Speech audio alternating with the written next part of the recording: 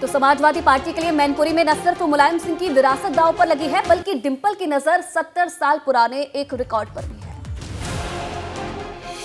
इसलिए मैनपुरी उपचुनाव में सपा ने अपनी पूरी ताकत झोंक रखी है। उम्मीदवार डिंपल यादव ने इटावा के हैवरा में आज रोड शो किया और जनसंपर्क के जरिए घर घर जाकर लोगों से मिली। डिंपल यादव के काफिले के साथ शिवपाल यादव के बेटे आदित्य यादव भी थे। इटावा में मैनपुरी उपचुनाव के लिए सपा प्रत्याशी डिंपल यादव ने करीब दर्जन भर ग्रामीण इलाकों में नुक्कड़ सभाएं की, मतदाताओं से अपने पक्ष में वोट करने की अपील की। ये तो हमारा घर है, नेहरू जी का घर है। बटन दबाए जाएंगे तब आप देखेंगे किसी ऐतिहासिक जीत होगी। सपा संस्थापक मुलायम सिंह यादव के निधन से खाली हुई मैनपुरी उपचुनाव में डिंपल यादव पर मिथक तोड़ने की चुनौती है। दरअसल मैनपुरी लोकसभा चुनाव पर 1952 से आज तक कोई भी महिला प्रत्याशी जीत नहीं सकी है। समाजवादी पार्टी मैनपुरी में जीत के लिए आश्वस्त दिखाई दे रही है। इसके बावजूद सैफई परिवार अपने गढ़ को बचाने के लिए दिन रात एक कर सभाएं कर रहे हैं। डिंपल यादव के समर्थन में चाचा भतीजे एक हो गए हैं। इसलिए ही नो वुमेन्स लैंड मैनपुरी का उपचुनाव सुर्खियों में है। मुजफ्फरनगर की खतौली सीट पर इन राष्ट्रीय लोकदल प्रत्याशी मदन भैया घर घर घूमकर वोट मांग रहे हैं और दूसरी ओर भाजपा की राजकुमारी सैनी ने वोटों के लिए अपनी झोली फैलाई। मुजफ्फरनगर की खतौली विधानसभा सीट उपचुनाव में भाजपा की राजकुमारी सैनी और सपा आरएलडी के प्रत्याशी मदन भैया ने प्रचार में ताकत झोंक रखी है। राजकुमारी सैनी ने अपने प्रचार अभियान के दौरान आयोजित एक जनसभा में मंच पर झोली फैलाकर जनता से वोट देने की अपील कर दी।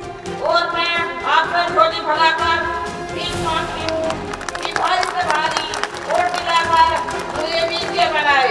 राजकुमारी सैनी के प्रचार अभियान को धार देने के लिए डिप्टी सीएम केशव प्रसाद मौर्य भी खतौली पहुंचे और दावा किया कि खतौली विधानसभा सीट पर भाजपा का कब्जा बरकरार रहेगा। राजकुमारी सैनी जी को जिताइए और जो गठबंधन का प्रत्याशी जमानत जब्त करके या बता दीजिए कि जिन्हें हमारे नंद किशोर की दो। वहीं आरएलडी प्रत्याशी मदन भैया को घेरने के लिए गाजियाबाद के लोनी से विधायक नंद किशोर गुर्जर ने भी खतौली में ही डेरा डाल रखा है। ये खतौली में डेवलपमेंट हुआ तभी तो दोबारा विक्रम सिंह बने। दुर्भाग्य है, माननीय न्यायालय का फैसला मानना पड़ता है। तो मुजफ्फरनगर की खतौली सीट पर टक्कर तो भाजपा और आरएलडी प्रत्याशी के बीच है, लेकिन मुजफ्फरनगर में एक और शख्स उपचुनाव में खासा सक्रिय है। नोएडा में महिला को गाली देने और बदसलूकी का आरोपी श्रीकांत त्यागी न तो चुनाव लड़ रहा है और न ही अधिकृत रूप से किसी पार्टी से जुड़ा है, लेकिन उपचुनाव के ऐलान के बाद से श्रीकांत त्यागी लगातार मुजफ्फरनगर में सक्रिय है और भाजपा के खिलाफ माहौल बनाने में जुटा हुआ है। समाज ने भाजपा को नकार दिया है पूर्णतः और भाजपा के प्रत्याशी चुनाव हार गए। अब 8 तारीख को फैसला भी आ जाएगा। मुजफ्फरनगर की राजनीति में त्यागी समाज का भी खासा दखल है, इसीलिए खतौली उपचुनाव के ऐलान के बाद से श्रीकांत त्यागी लगातार मुजफ्फरनगर का दौरा कर रहा है और त्यागी बहुल गांव में जाकर अपने खिलाफ हुई कानूनी कार्रवाई को पूरे त्यागी समाज से जोड़ते हुए सरकार पर त्यागी समाज को उत्पीड़न की बात कर रहा है। श्रीकांत त्यागी नोएडा ग्रैंड ओमेक सोसाइटी में महिला से बदसलूकी के आरोप में गिरफ्तार किया गया था और इसी मामले में गैंगस्टर एक्ट लगने के बाद श्रीकांत त्यागी को जेल में रहना पड़ा। समाज का जो अपराधीकरण किया जा रहा है और हमारे समाज को एक अपनी धरोहर बताने वाली भाजपा इस धरोहर का जो ख्याल नहीं रख पा रही है। जमानत पर रिहा होने के बाद लगातार श्रीकांत त्यागी भाजपा के खिलाफ मोर्चा खोले हुए हैं।